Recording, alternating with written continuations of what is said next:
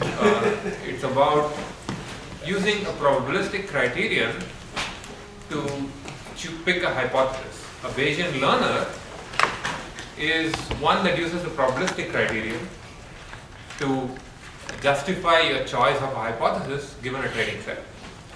And we're going to continue where we left off, but just a quick reminder, there's a homework due next Wednesday. I think Wednesday, correct me if I'm wrong. Is it Monday? Is it Monday? No, that should be Wednesday now, right? I think you had an error, it should be Wednesday, right?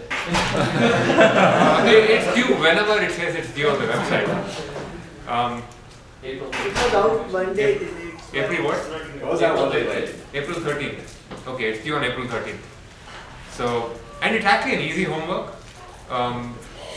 It's not very long. It's I could have made it longer. And the other thing is that I would recommend that you start your programming bit if you've not done it yet. It requires a fair bit of it requires some amount of playing around with random restarts just to get everything right, and you need to do your cross-validation and such things. Yes? Can we ask a few questions about homework after you finish? You can ask now. Ask now, okay.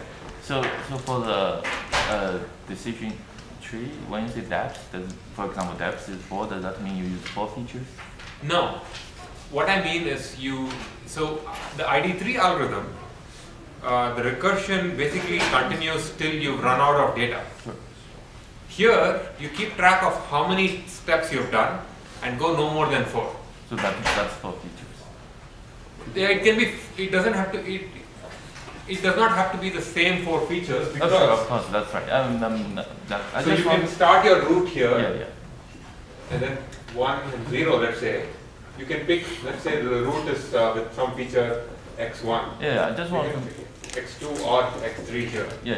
I just want to make sure the label doesn't count for that level. No. Okay. And that's, yeah, sure. Okay. Yeah. Okay. There will be 4 inner nodes. Sure. Okay. There is, yeah. Okay. Another question is, can I continue? Go ahead. Mine's directly related. Okay, go ahead. Is the root node depth 1 or 0? I don't care, to be honest. Okay. Make an assumption, assume whatever you want, write it very clearly, and continue with that. If you make you'll be evaluated based on whatever you assume. Depth 4 or 5, okay, sure. I mean, I'm asking you to try out like 4 different depths. 4, 5, maybe 8, 20, 40, whatever. And if you feel particularly adventurous, you can try more. And if you write your code well, this should just be one parameter change to the whole thing. So it should not take you any more time than trying 10 different depths should not be any more than trying 15 or any less than trying 15. So for the SVM, the experiment, because SVM has a lot of randomness in it, so the outcome may be different. Yeah. So In fact, it most likely will be different. that's right. So especially when you see the best pair of parameters, well, they're not so significantly different. Well, maybe I'm wrong, but for me, sometimes this is better, sometimes that is better. So Oh, I see. So right, but then the thing about cross-validation, you're talking about cross-validation, right? yeah. For the hyperparameter. Yeah. You're running it 5 times, you're taking an average, and the average will be somewhat more stable. Oh, okay. And if it is really, really close, then it should not matter. Just write your code so that it picks the argmax and resolve equalities however you want. Okay. Other questions?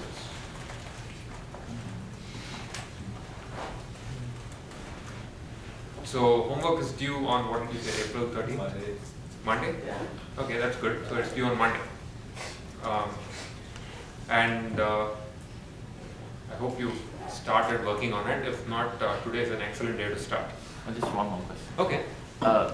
For the kernel method, for the problem 1, the kernel method doesn't seem to be very good. It's kind of very inefficient. Oh, it's extremely inefficient.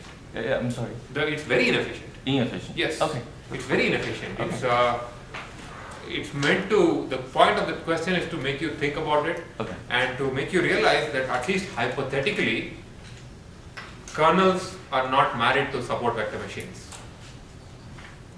You could have kernel versions of perceptron, except you might have to do some more data structure hacking, and your program, the programming might be more complicated. But you could do other things like only store approximate number of mistakes. You could store a core set if you want and make that efficient that way.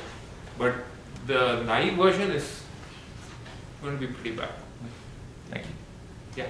On the naive Bayes question, the first question asks to show that something is a linear decision surface. And so I understand that it is, like I'm convinced that it is. I know how to write, for instance, like a threshold for it. I don't know, I guess my question is, how do you show that something, what's the definition of a linear decision surface? How do you show that it's The way you show it is the best way to show it is to produce a linear map. Basically produce a linear classifier. These are the weights, this is the threshold, and this basically proof by construction. That will be the easiest in this case, in most of these kinds of cases. Yeah.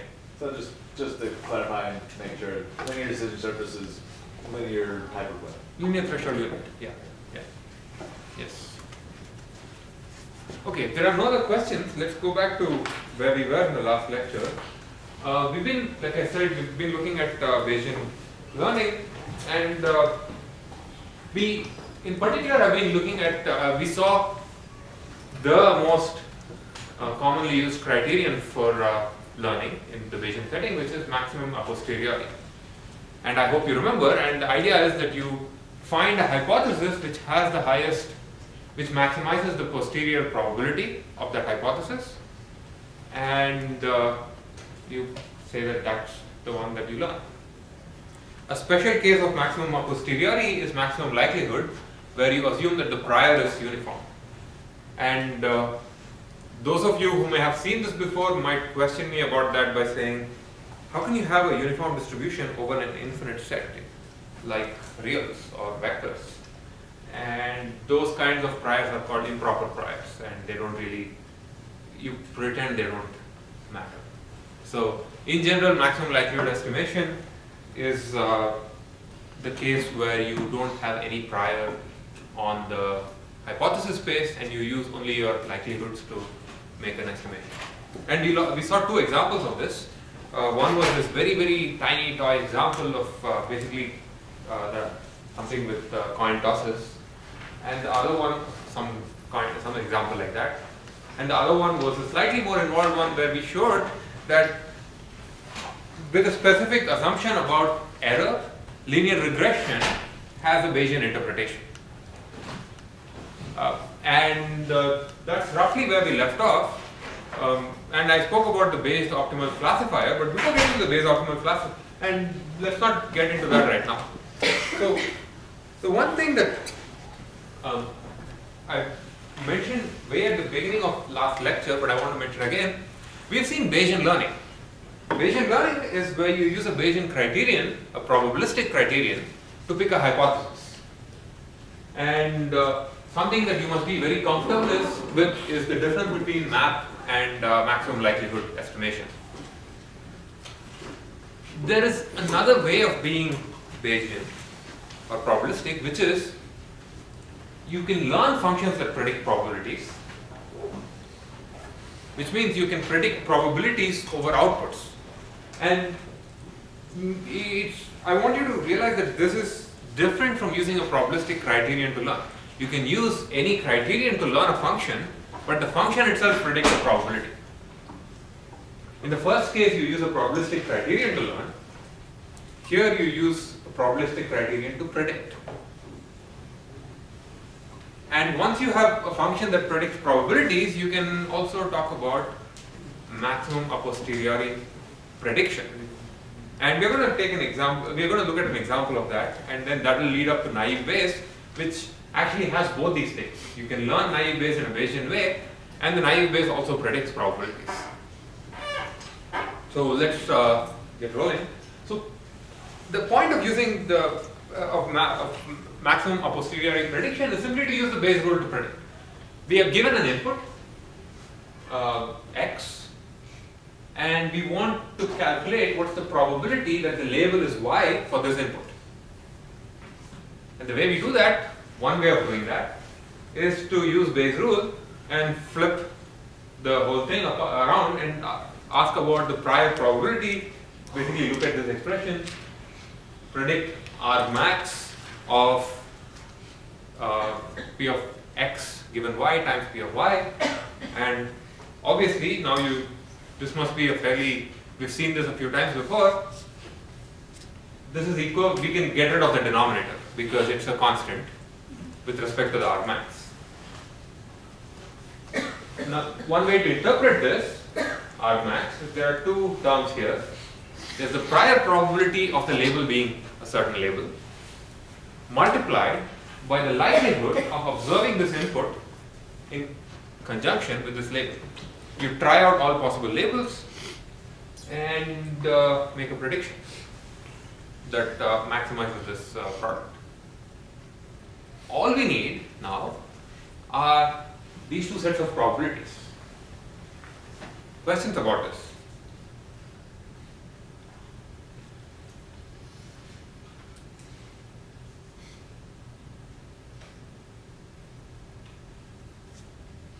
I want you to see that this is different from learning, because at this point we pretend as if learning is done. If I give you these two probability sets, these two probability tables, we are done. So just to walk through an example, let's go back to that old tennis example that we had, or a smaller version of it. The prior could be probability, will I play tennis or not today? Most likely I won't. In the absence of any information, the probability that I'll play tennis is 0.3. And let's say I've somehow, someone has given me these likelihood tables. The probability of observing, say, when the temperature is cold and the wind is strong, the probability of observing this attribute set when I play tennis is 0.1. When I don't play tennis, it's 0.3.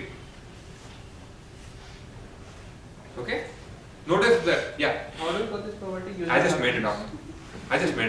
We'll talk about how to get these probabilities for the rest of this, maybe in another 10 minutes. You said, right, we have gotten a hypothesis now, we have not talked. Right. So, what I meant was, I've talked about different criteria for getting hypotheses. We've talked, there's Bayesian way of getting these numbers, but at prediction time, let's pretend that we don't care how these numbers came up. You could have used any learning algorithm you wanted. If you had these numbers, we can now start asking questions. This is the other word that's used instead of prediction. This is also called inference. And probabilistic inference, you can ask, when the temperature is hot and the wind is weak, yeah, should I play tennis or not? Which is basically asking, what is argmax of hot and weak given y times probability of y. I have all that information in these tables. I just need to do some multiplications, and you try both options, yes and no. And basically what you get here is yes dominates, because effectively in this case actually the prior is what makes it happen. If the prior changes for these sets of numbers, the whole thing will change. So the answer is yes. This is the maximum a posteriori prediction. The map prediction for this input is argmax y given x, which you flip into x given y times p of y. Questions about map prediction? And this is a very simple setting. Typically what happens is both the x's and the y's become really complex objects. In the most general case, the x can be some graph, the y can be another graph, and now we need to actually search over all graphs. But that's somewhat outside the scope of this class. For now, at least, we'll assume that the set of y is a small countable set, typically binary. plus or minus. Questions about map prediction? Yeah. Is it, the question should be, should I play tennis or would I play tennis? Is the prediction, I don't know the difference between those two things. so this is asking to kind of predict, will I play tennis, or this is asking if it is good to play tennis or not? I mean, Yeah, well, again, I can't see the difference between those two. Did you? Okay, William, yes. you just said this is not learning, or Complete your question. we have the prior information. So why is it not learning? Because we are predicting using the previous information. So, right. Typically, when I say learning, I mean learning these probabilities, the probability tables. And prediction is your. So, learning is the. Again, let's go back to the lecture number 2 or something. Learning is the following: you're given a data set and you have to construct a function. Prediction or inference is you have a function, you're given one example, and you need to, in some sense, complete that example. You produce a label or something. So under that definition, this is just this is prediction, because I've learned some function. That function is actually this one, and I'm given one example, which is the pair H and W, and I have to get a label. But did you? Yes. Yeah. So I know like this is to 10 years neighbors, so first of all is to 3 years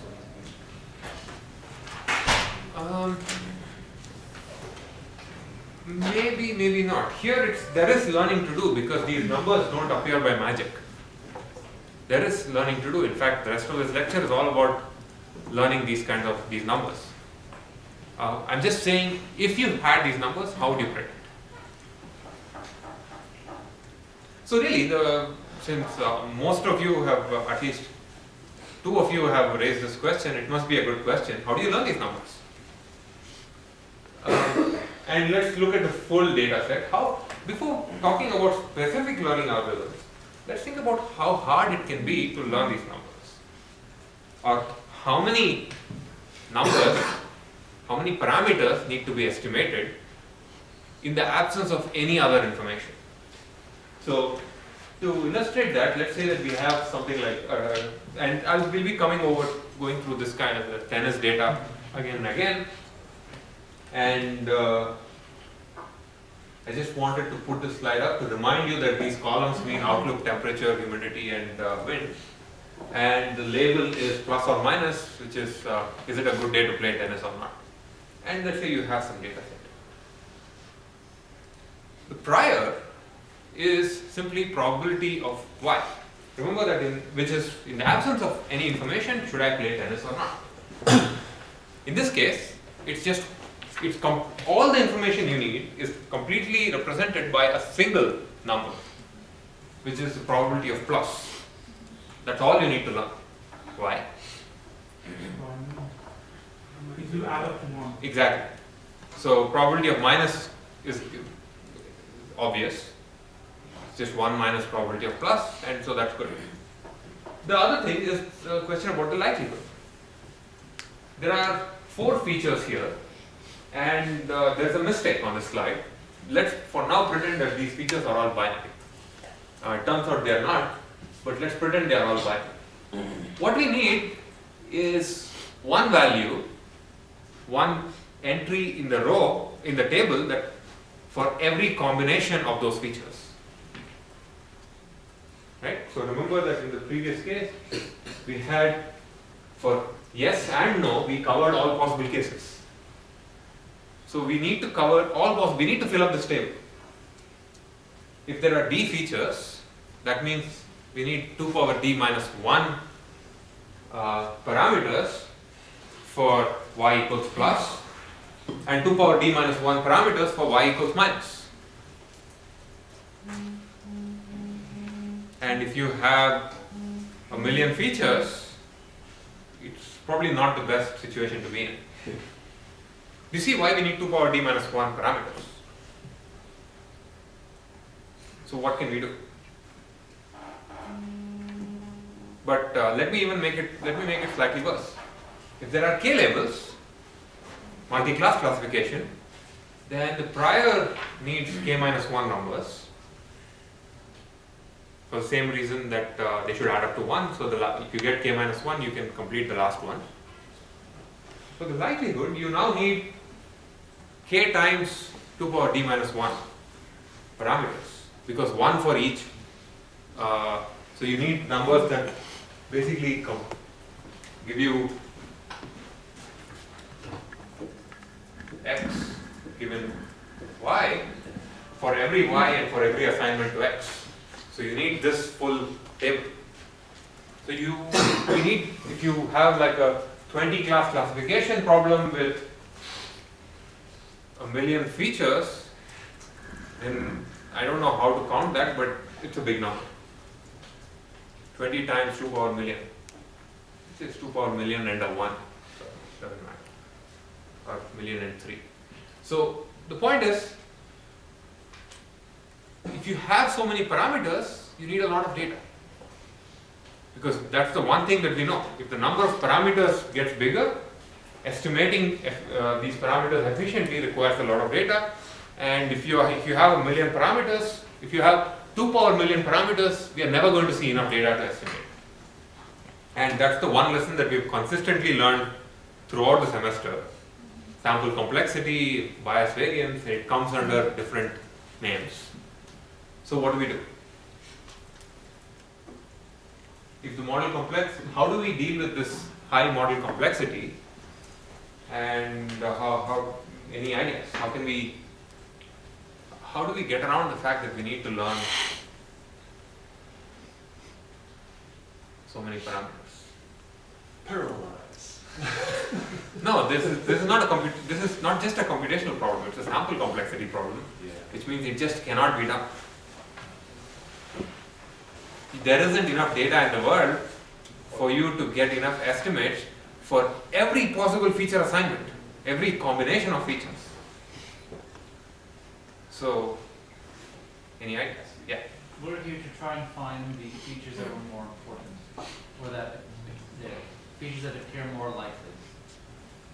How do you know that?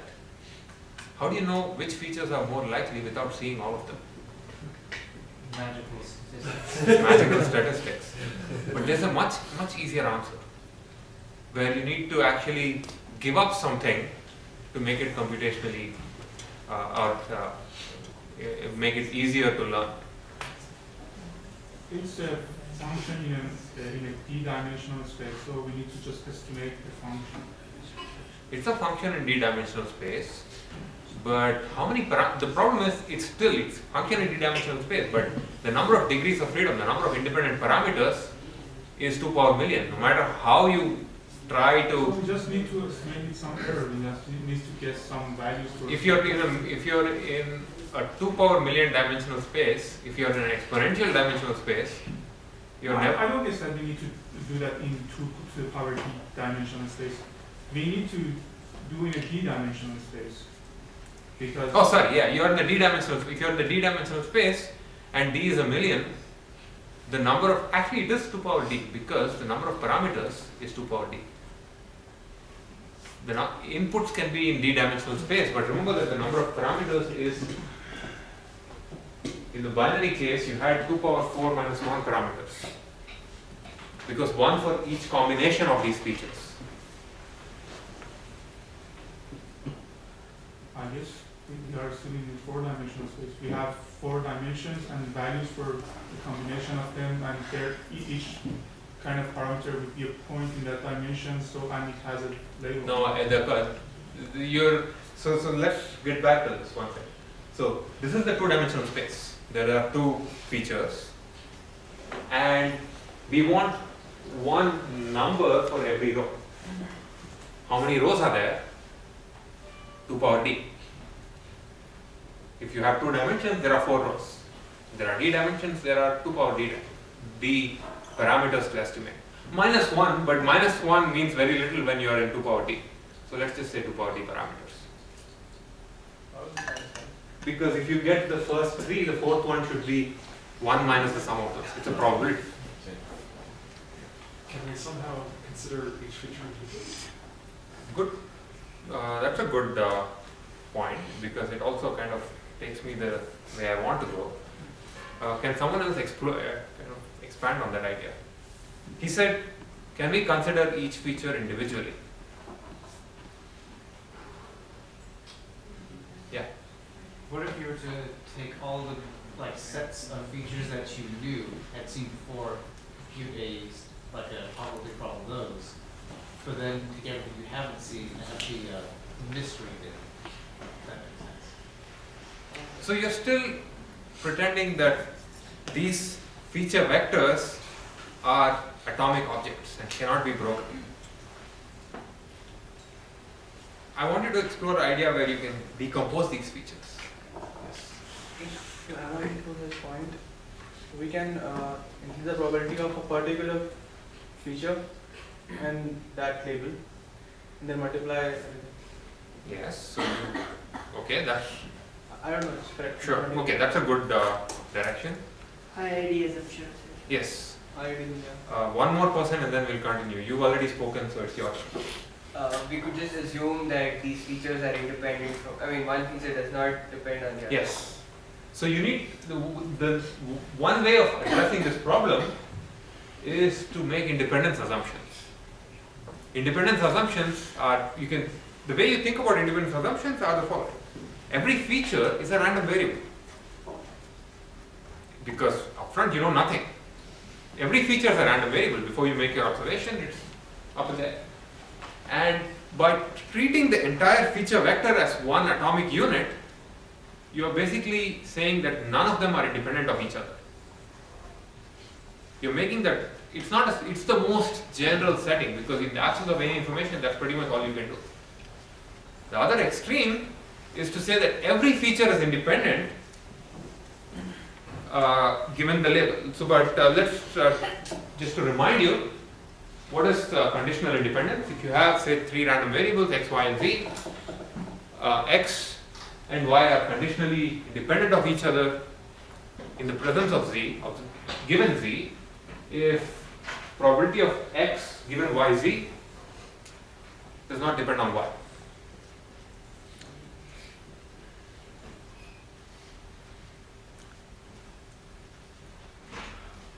Or equivalently, probability of x and y given z, this is the form that we will end up using. Probability of x and y given z is simply the product of the individual probabilities, x given z and y given z. These two expressions are based on different assumptions, right? They are not equivalent. They are not equivalent. It's entirely possible that there is a typo, but let's use this. Not the typo, but they are correct in their own setting. No, they are equivalent, right? They're equivalent. They're equivalent, yeah. Because In one we say that y has no role to play, right? so in both of them, so let's say you have probability of x comma y given z is probability of x given yz in the absence of any information times probability of y given z. Right? But if this is equal to this, so they are equivalent. Okay, so this is the trick we'll use to get to the naive Bayes classifier. The assumption, so just to recall, the problem is that you have d-dimensional feature vectors, and if they're all conditionally, if they are all dependent on each other, then there's nothing you can do because you need 2 power d parameters. The other extreme, if they are all conditionally independent of each other, then we can write this probability, this giant one, as simply the product of d terms. What this means is you just need d parameters, d probabilities to estimate, actually k times d probabilities for that look like xi given some y. Alright, okay? Now this assumption is called the naive Bayes assumption, where all features are conditionally independent of each other given the label. Questions?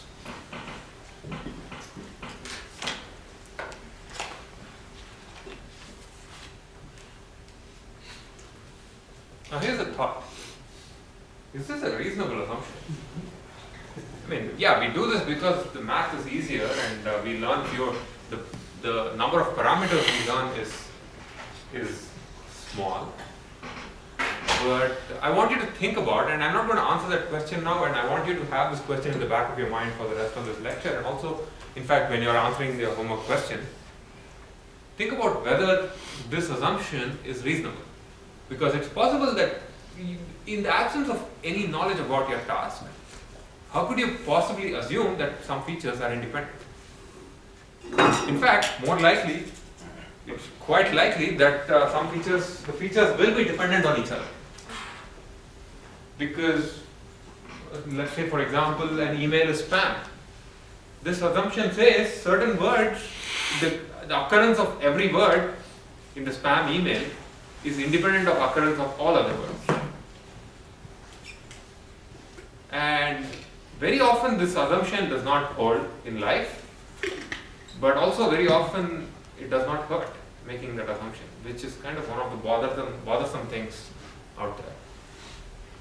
Yeah. Well, in the end, when it basically you're sort of relating them with your label, so in that sense, they're sort of they're conditionally independent. They're dependent, but then they're sort of dependent on the sort of the same thing. They're conditionally independent given the label, but even then, that's not necessarily a valid assumption because there is an underlying structure in language. You might not. The United States of what? Mexico. There are only like a small number of things that can fill in that slot. It cannot be the United States of potato. So, given certain words, certain other words tend to occur. But you're assuming that they are independent. This is also in language. This ends up also being the unigram model. If you want to think about, if you have heard of it. If not, you don't have to worry.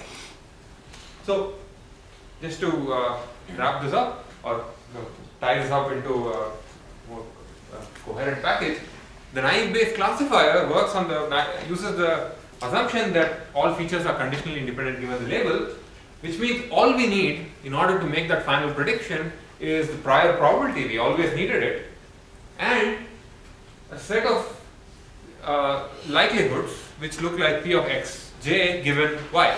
Did I say j or y? I. So I'll use j from after this slide. I'll be using j to index over features. So probability of x, the feature xj given y, we need d such numbers for every label. The decision rule has always been argmax of y, probability of y given times probability of x given y. This is the map estimate. And now we've made a stronger assumption, the naive Bayes assumption. Let's just simplify this because these two things are the same according to our model.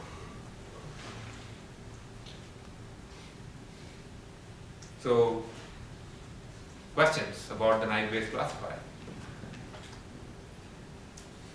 This is a probabilistic classifier. Prediction is maximum a posteriori. I have not said anything about learning so far. Is it the name of the person? Naive? Yeah. No, naive is simple. So why does 2i That's PowerPoint autocorrects it, and I like those two dots. So, let's talk about learning. What do you need to completely define the classifier? What are the parameters that you need now to completely define the decision function?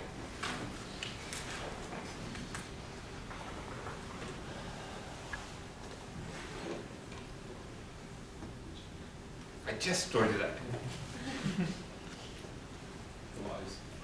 All the probabilities you just showed us on the last slide. Yes, exactly. We need a set of probabilities. We need a prior for each label and a set of likelihoods. And now the learning problem is always the same. We are given a data set. Again, we are the supervised regime, it's batch and all that. We are given a data set and we want to find all these probabilities. Now, let's say we want to learn these probabilities. We want to learn the probabilities in a probabilistic fashion. We want to learn the probabilities using the Bayesian criteria. So what do we use? How do we know which set of probabilities are good and which set of probabilities are bad?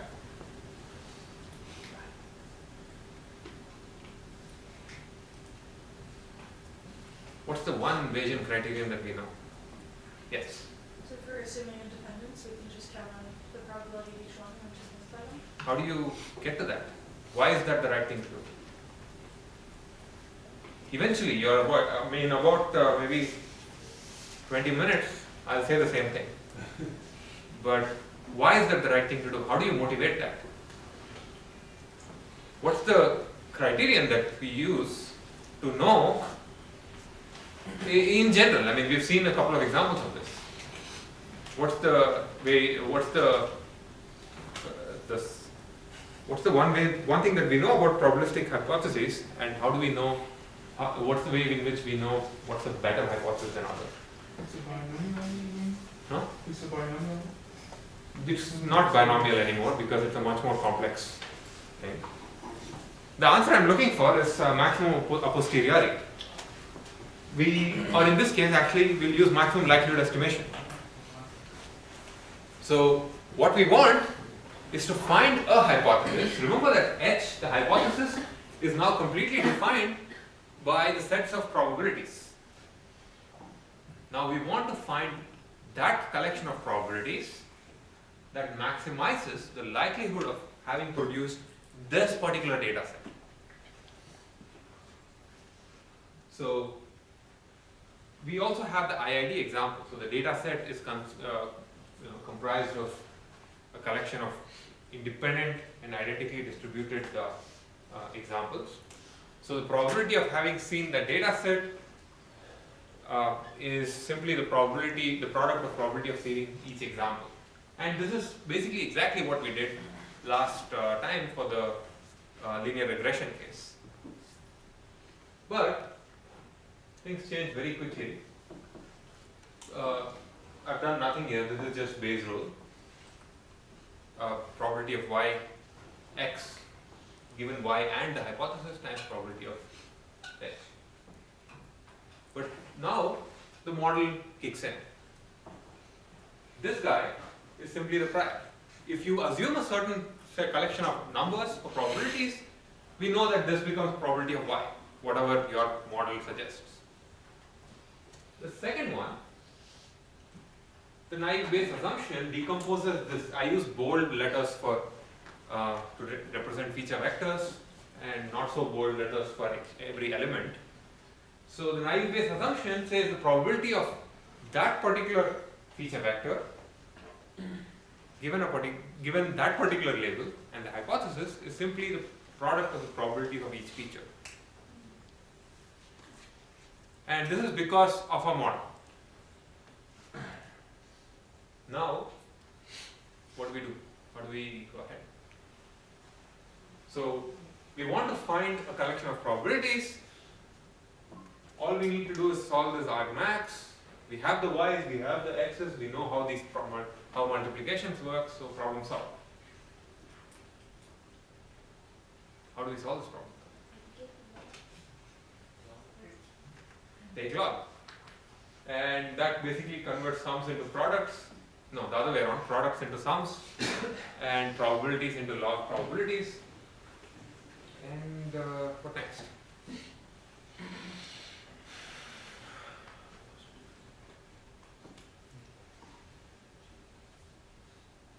There are two answers here. The easy answer is, you just take the derivative and set it to 0 and find whatever works. Whatever the calculus tells you is what the probabilities will be. That's the easy answer because that kind of just skims over the point without getting into the details. The slightly more involved answer is actually to take the derivative, set it to 0 and see what comes up. So let's do that because we have never done that before. And to do that, I'm going to introduce tons of new notation, fill up the slide with colors and alphabet, and maybe also the whiteboard.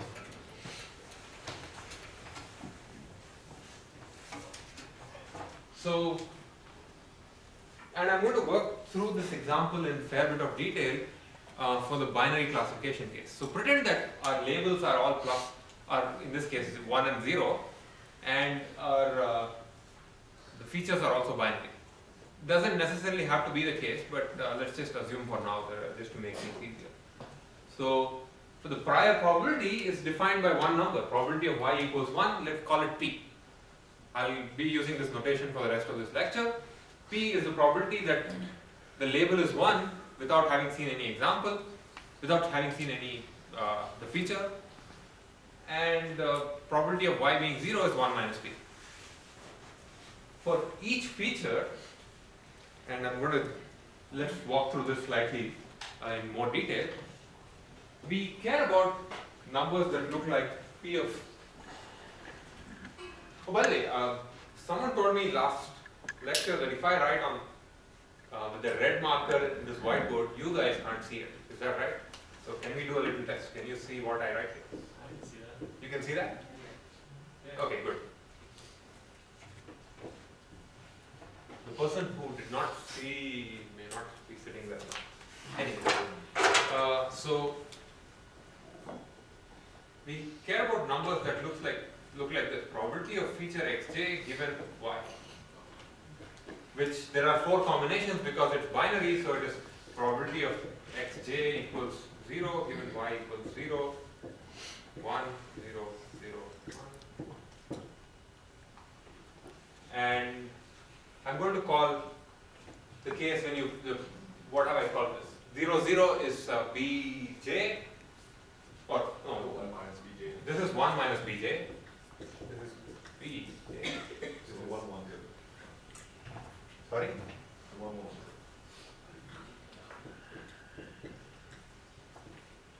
Okay. And point of all this is so that I don't have to write p of blah blah blah every time, so that we can do some calculus easily. Just to remind you, the hypothesis H is simply an assignment to all the A's, the B's, and the P. If I give you that big collection, we've got the full hypothesis, and now learning is done. So the goal is to find these numbers. So let's first look at the prior. In fact, let's try to simplify this term in terms of these things. I'm going to write p of y given h as this product here, and to do as a product by introducing this notation called the Iverson bracket. Or the Iverson bracket is just a fancy name for the indicator function, which is simply the fancy name for a function that takes a Boolean argument and returns 1 if the argument is true and returns 0 if the argument is false. In other words, it's this function.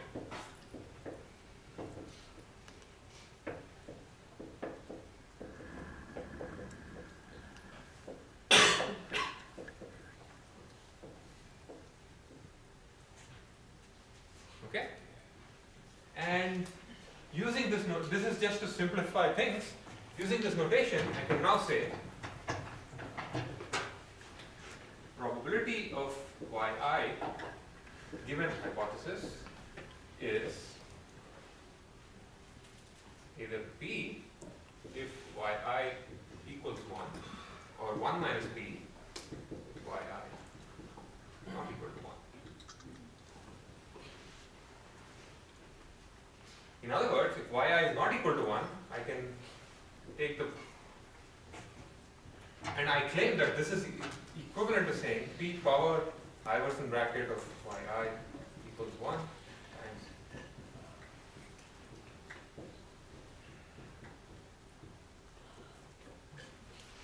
so if, and to prove that to yourself, you just need to stare at this and just apply this function. If yi equals 1, then this one will show up, this will be false, so this becomes 0. So this term disappears, so this becomes p. If yi equals 0, the first term disappears, the second term remains, so you get 1 minus p, so you get that function back. It's just a somewhat fancy way of writing the same thing. The reason I write it this way is because when we take log of this, things become a lot more easy. We are now left with log p and log 1 minus p. Okay? So that's the easy bit. Now let's look at the slightly more involved bit when you have all these different options. So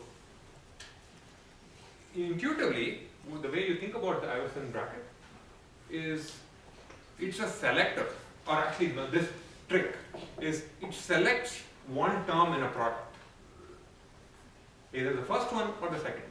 So you have two options and you put one indicator function for every option that you have, and only one of them is true.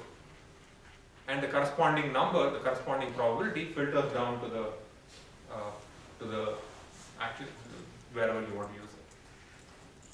We can do the same thing in this case. Now there are four options. There is 0, 0, 0, 1, 1, 0, 1, 1. We build a similar sort of a product. So when it is 1, 1, you create an indicator for yi equals 1 and xij equals 1, and this probability of xij given yi is aj power that indicator. All the other terms disappear because only one of these four states are possible. And ditto for everything else. Question about this notation or this little trick? And also, if you can't see the bottom of the slide, let me know. I will try to adjust it. The last one, xization, not be equal to 0. Yes, it should be. Should be alternating. Yeah, it should be alternating. So it should be 0. It should be 0, 0. Yep. Yeah, this should have been 0, 0. The last one.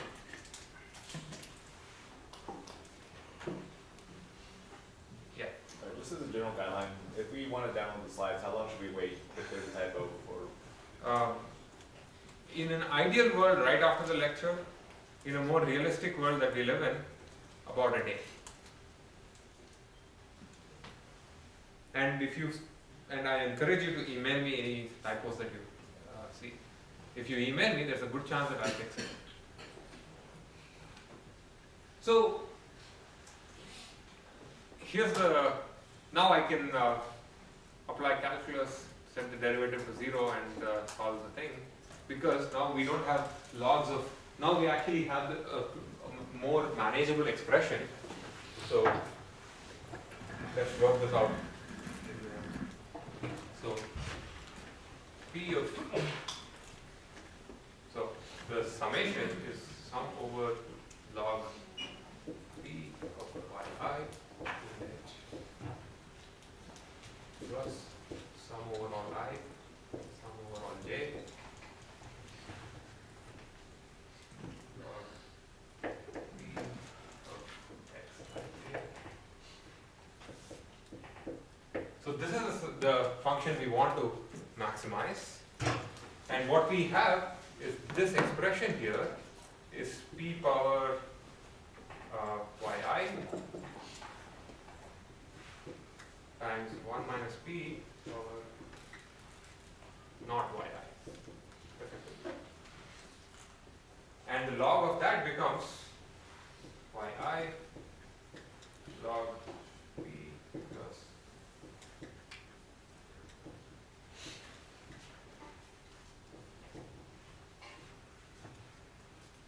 so that takes care of this expression here. So you have as many terms in the logarithm as there were in the products, which means this thing is going to be a summation of 4 things, right? But now let's first focus on this part plus a really big summation that there's not enough room for me to write. Now, because that will be a summation of the log of that expression there.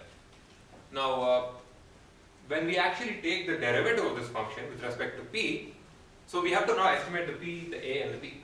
When we take a derivative of this function with respect to p, there are no p's in this set, in this side. because the second term is completely a function of the a's and the b's. So the only p is here, so it's sum over I.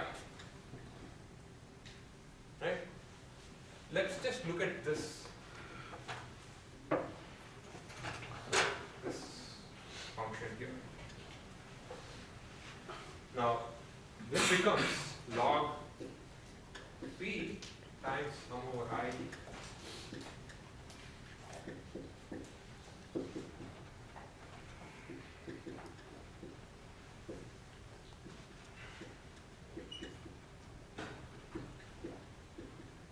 So it's because the log p is no longer a function of the I, so I can pull this out, and similarly log 1 minus p. Now here's the question for you guys. I'm summing over indicator functions. What is the indicator function? The indicator function is a function that says 1 whenever the condition is true. When I sum over the entire data set, what do I get?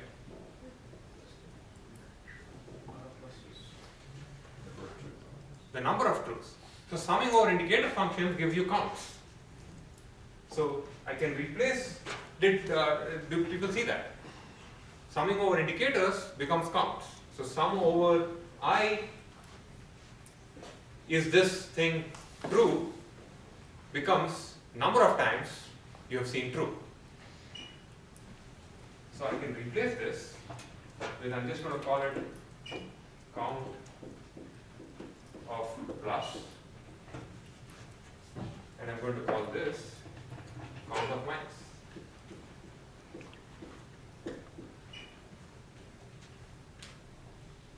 These are the only two terms in this entire summation that have a p in it. And when I take the partial derivative, these are the only two things that will exist. So let's work that out. So I take the derivative of this with respect to p, it becomes 1 over p times, I'm going to call this c plus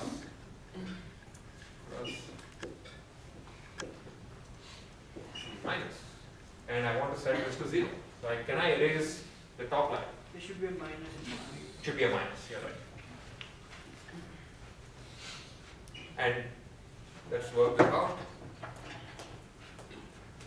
So what we know is c plus divided by p minus c minus divided by 1 minus p equals 0. We can solve for p. So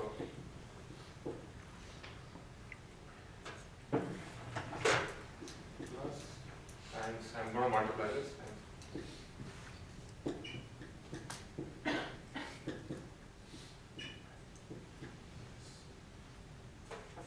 So what you get is p equals c plus divided by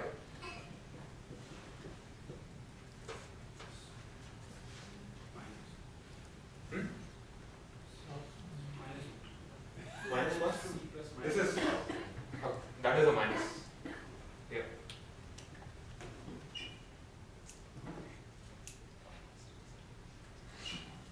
Okay? Questions about this?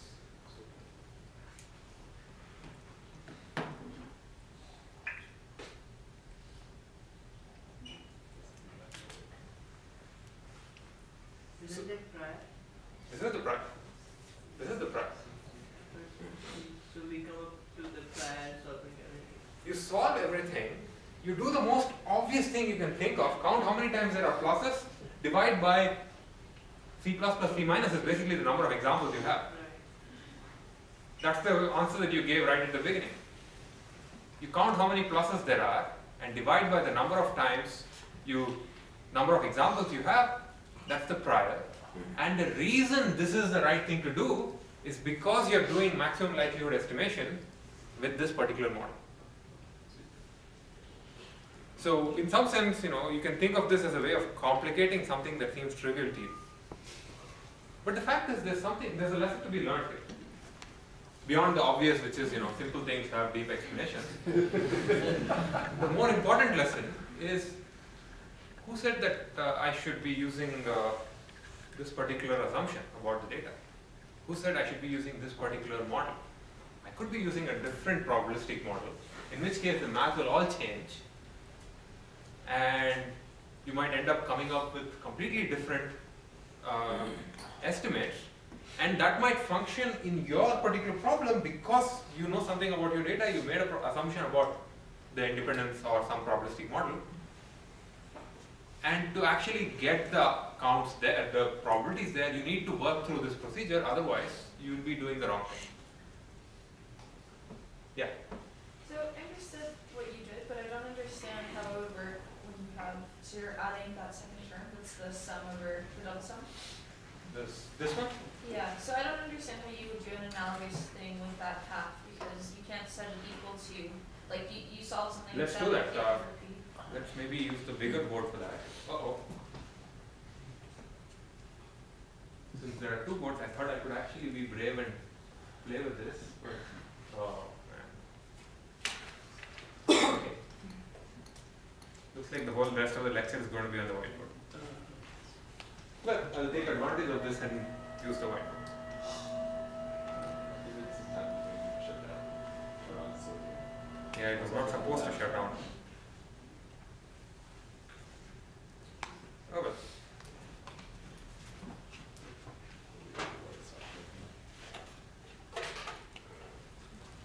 So,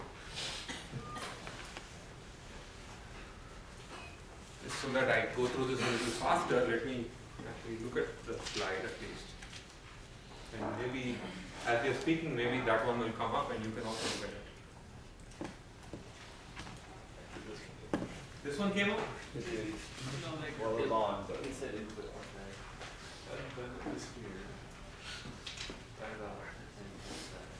Yeah, I have no idea how this works. You figured it out apparently. No, I didn't. no, when you give up, it just works. Yeah. You figured it out. So we have, and guys sitting here, I hope you can see it. If not, I'll try to optimize something. I'll try to write it. So, you agree that the first term has no A or B in it. So we only need to care about the second term. So we have sum over I, sum over j of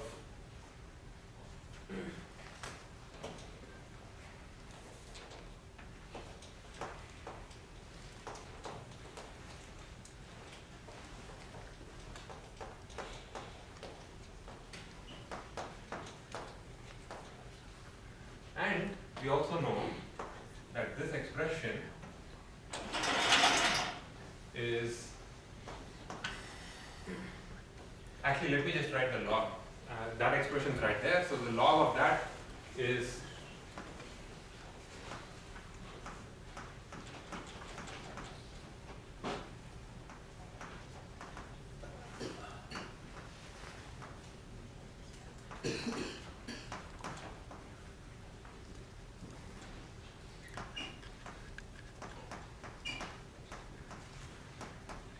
I'm using this as shorthand for xij is true and yj is true. Xij is false and yi in fact is true.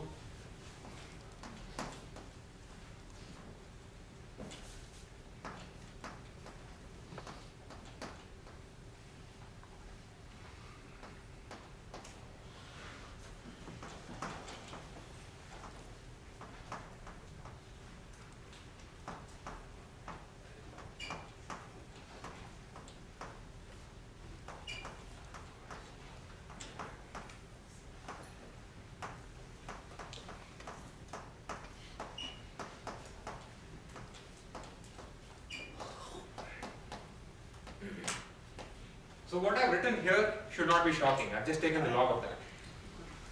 Where is the hypothesis in this expression? The hypothesis is completely contained in the A, the B, and the P. Because, well, there is a P which is not here. I mean, I've just not written it. So we have to optimize on A, B, and P. You have to optimize on A, B, and P. Okay. When I took the derivative here, I ignored the A and the B because the second term contains contains no P. I took the partial derivative of this whole thing with respect to P. Now let's take, so really the full expression is sum over I, sum over j of this. Okay? Let's keep this. And let's take the partial derivative of, let's call this some function f of p, a, and b. And there is a p term which I'm not going to write. So let's take the partial derivative of f with respect to a, j, a single a. But actually, you know what, before that, let's make this a little simpler before coming to the partial derivative. Let's stare at this a little bit.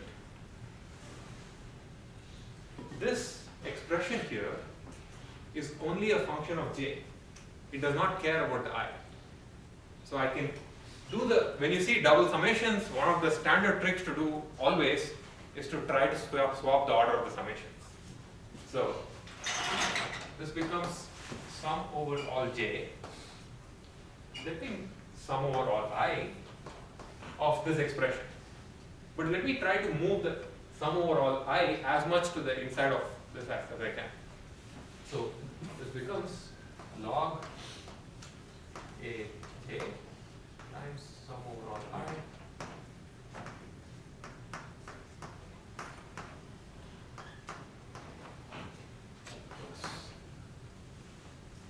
and this is completely covered, so I'm going to do another sum over all j.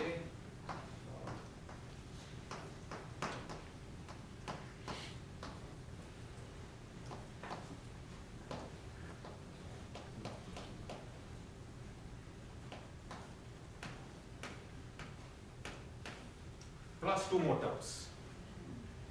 Plus one, something for the b, something to cover this case, and something to cover this case. Okay? Now let's plus dot dot dot. Now let's look at this expression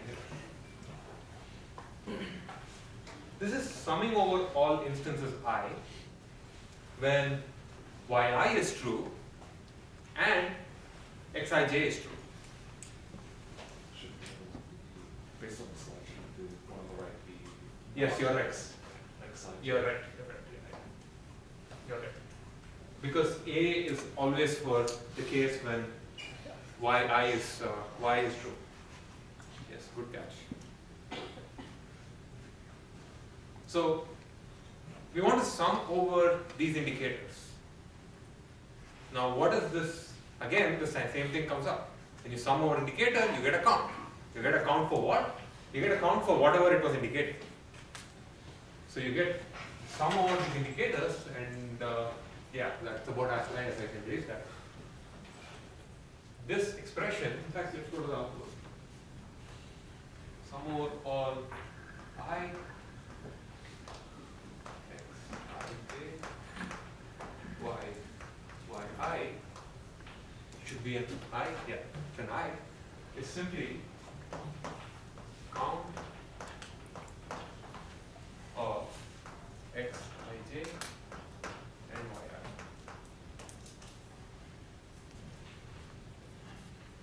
I. Right? You're just counting how many times this is true. So I can simplify this with a count. And now I can take, so if I take the partial derivative of this function with respect to a j alone, a particular j, let's say a naught. A naught appears only in the first, only for in this expression here and this one here and nowhere else. So effectively you get, if you take the partial derivative of this function with respect to, let's say, a j, you get 1 over a j times count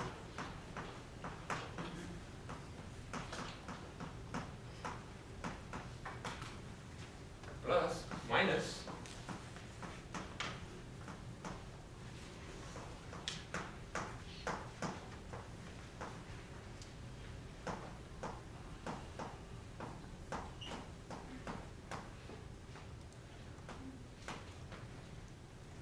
the rest of this is basically the same. I mean, then after that you set that to 0 and you get back an expression that looks extremely similar.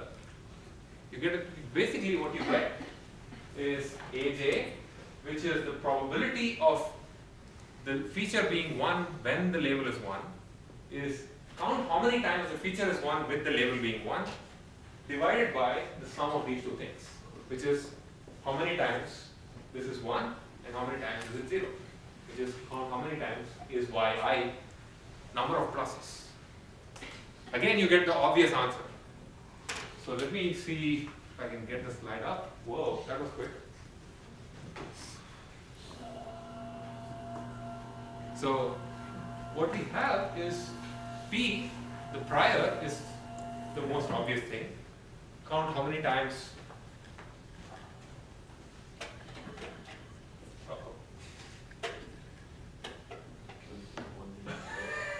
This is silly. Okay, this is the best I can do. The meaning of the switches changed between the two trials. So I've stepped through this process mostly to show you that there's no magic here. The obvious solution that you might be thinking of is count the number of pluses divided by total number is the prior. This is why it is that way. The likelihoods are also completely a function of the counts, and this works for the both A's and B's, and that's basically your naive-based learning algorithm. There's no learning. You just count, go over the data once, keep track of all these counts. You have the A's and the B's, you have your classifier. Questions?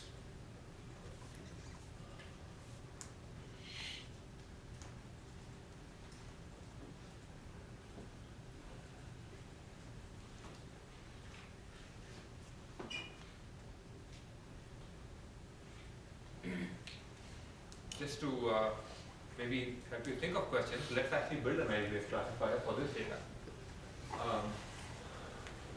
I've highlighted the pluses and the minuses, and unfortunately the contrast here is pretty horrible, so I have to do something. That's perfect. Yeah, I keep playing with the switch until something works.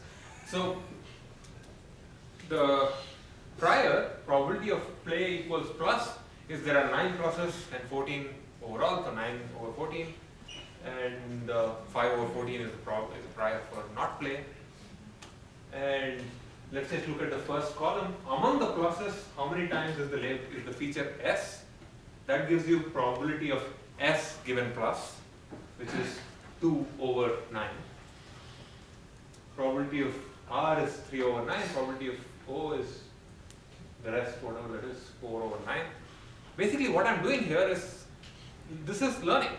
I'm actually building an naive-based classifier, and the reason this works is because of that proof. By doing these counts, you're building a maximum likelihood classifier using naive-based. So just to summarize, the Bayesian way of learning a naive-based classifier is as trivial as just counting. Prediction, now once you finish counting and compute these probabilities, prediction is also simple because we know how to do it. Find the label that has the highest probability, just compare. List out all of them and compare.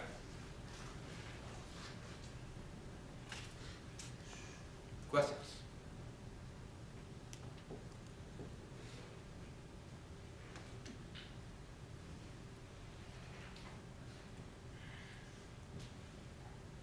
Where is that argmax thing matter?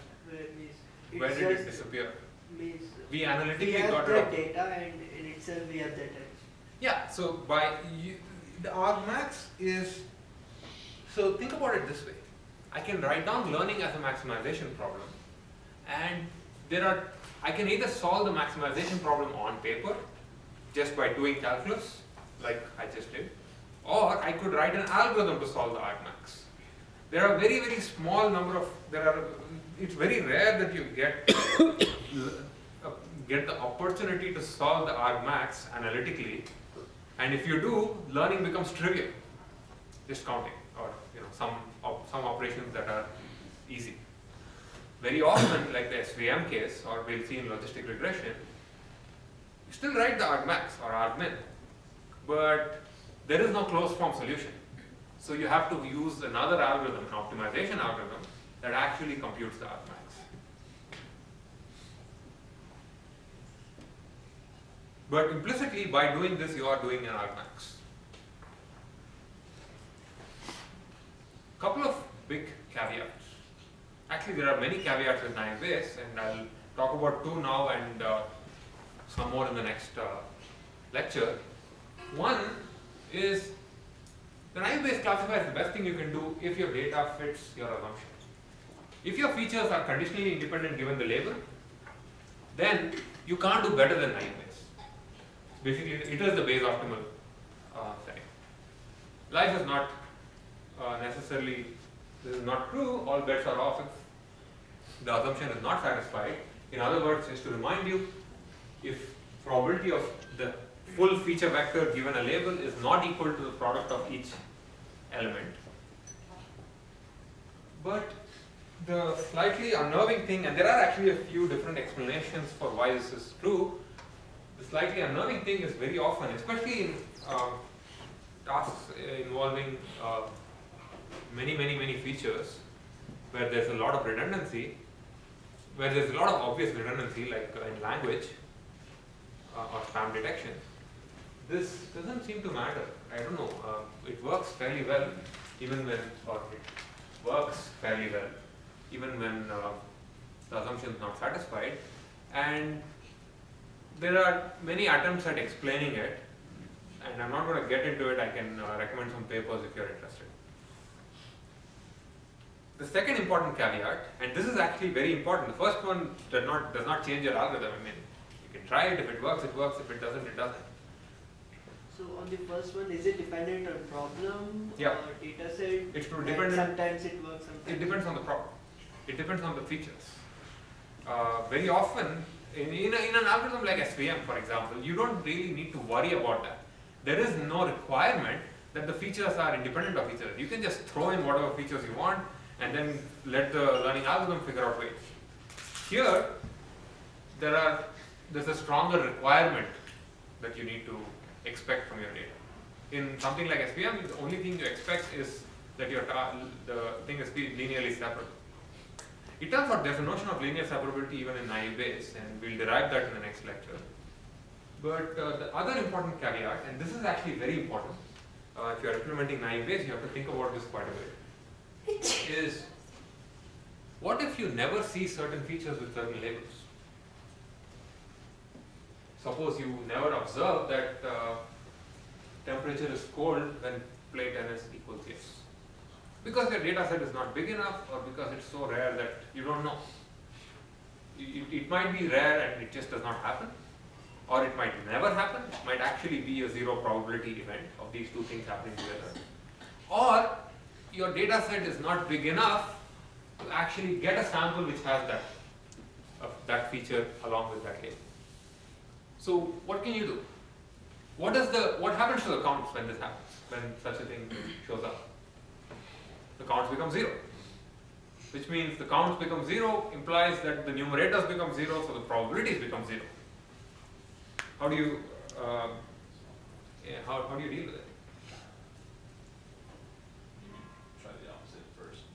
So if you see play tennis is yes and then temperature is not cold, then you can almost figure out. No, but if temperature equals cold never occurred, but temperature equals not cold always occurred, does this mean that it's a certainty? Well, because then the counts. How do you know you don't have enough data? Could you start all features off with having one count for each breach or for each link? Yes, you could. In fact, you don't have to have one. You could have a fractional count. You can say that every example, every count starts off not at 0, but at 0.00001 or some epsilon, some small number. What you just described is called smoothing, and that's basically the answer to this problem. It's not necessarily, and there are multiple ways of, yeah, well done. There are multiple ways of motivating this answer. One is to say, I'm going to introduce fake counts. Because I'm never going to observe all data, I'm going to pretend that the beginning I don't start off with 0 counts, but with some small tiny fractional count so that I don't run into 0. You have to be careful about how you do that, because the numerators and the denominators have to be correct. If you increase, remember that when you're counting these numbers here, let's say if you start off every row with 0.1, then the denominator here is no longer 9, it's 9 plus 0.1 plus 0.1 plus 0.1 plus 0.1. So you have to add both to the numerator and the denominator carefully. So this idea of adding small counts in the beginning is called smoothing, and in particular this idea of adding this one, if that small number is 1, then it's called Laplace smoothing. And if you're a Bayesian and you're not happy with this, you feel that there's no probabilistic interpretation to this, then it turns out adding these fake counts can be seen as actually formally proved as adding a prior to your probabilities, to the P and the A and the B.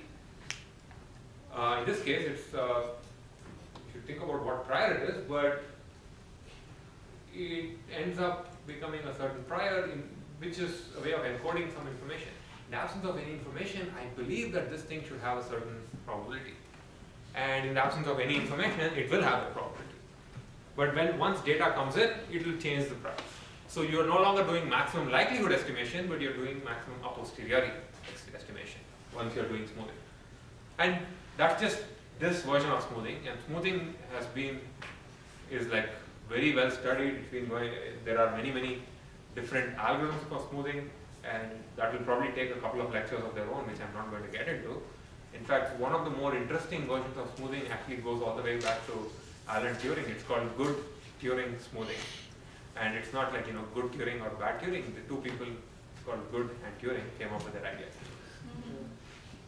So you should absolutely think about smoothing when you're anytime you're estimating probabilities from counts.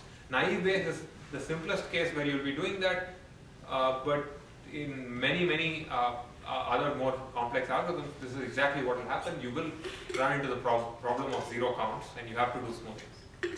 And without smoothing, your estimates are always going to be you're going to run into zeros, and that's messy. Because remember, you're taking products eventually. You're taking product of all these things, and if a probability is 0, the whole product becomes 0. And you don't want that. So let me wind up with one example and just a couple of minutes of brainstorming of how you might use this classifier. So your instance space examples are text documents, emails, let's say, and your label is spam or not spam. And how do you build a naive Bayes classifier? What would be your first step? What's the first question that you'd ask? I'll give you a document. What do you do with it? Well, that's the last thing you'll do with it. But before, to build your model, what do you need? Features. What would be, can you come up with an example of features? Yeah. The word free. The word what? Free? Okay, that's one feature. Subject line example. The subject line, but the subject line is an entire string. Are you going to have the entire string as a feature? No, more than subject line. One way of think about the word free, for example, that's a good feature, but the thing about the word free is you are actually introducing domain knowledge. What if it was not spam and not spam, it was some other task? If it was... Huh? This is Nigerian prince. Yeah, so basically what you're saying is you're looking at words. Here's a feature. I add an indicator. Every feature is an indicator. We spoke about indicators. You add an indicator for all the words that are in the email. Okay? And this is basically the dimensionality of this feature is the number of words in your language, and only a small set of them are going to be true. Only the words that are in your email are going to have 1, everything else is 0. So it's a large feature vector. This is called the unigram model, by the way. Or some mild variation of that where you actually keep counts. How do you estimate probabilities if you have these features? Now I give you a data set. How do you estimate these probabilities?